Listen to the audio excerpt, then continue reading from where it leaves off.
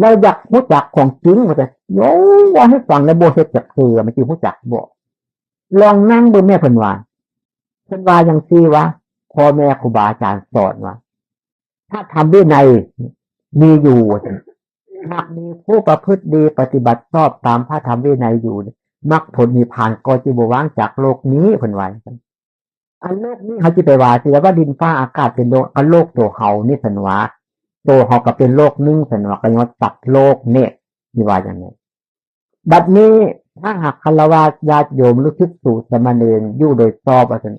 ถ้าอรหันต์ก็จะบ่ว่างจากโลกนี้ว่าซั่นเขาอยู่โดยชอบบ่โดยดีเนี่ยเดี๋ยวก็มึงดีกูดีแต่ว่ามึงเสื้อกูเลวเอาอีกซึ่งละมันจริงอยู่โดยชอบแล้วอยู่ก็อยู่อันบ่ชอบอะไรซั่นอยู่โดยชอบก็เฮาเบิ่งตัวเฮามันคิดกับฮู้จักนี่ซั่นว่ามันคิดให้คิดเดียวก็เห็นใจเฮานี่ซั่นว่าอยู่โดยชอบถ้าอรหันต์ไปเห็นจังซี่ซั่น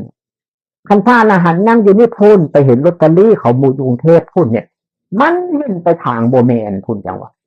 นั่งอยู่นี่ไปเห็นตับไตไส้ปอกผู้ใดฮู้ไปฮู้เนี่ยพระอรหันต์แบบนั้นซอกพระอรหันต์แบบนั้นซอกจนตายตายแล้วเกิดเกิดแล้วตายตายแล้วเกิดเกิดแล้วตายตายแล้วเกิดจากลอยฟ้าก็บ่เห็นพระอรหันต์แบบนั้น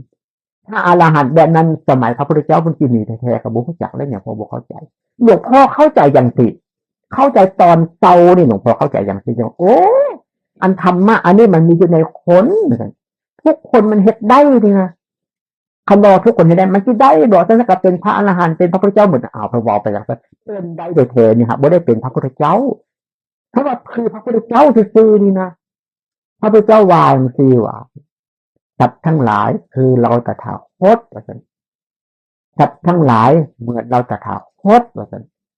สัตว์ทั้งหลายเป็นตถาคตว่าซั่นเฮาเลยบ่ฮู้จักนึกว่าสัตว์เดรัจฉานมันสิเป็นได้จังได๋สัตว์เดรัจฉานมันก็คนนี่จังสิจะเป็นได้เพิ่นว่าคือกันนั่นแหละเมื่อบ่ฮู้พระพุทธเจ้าก็ได้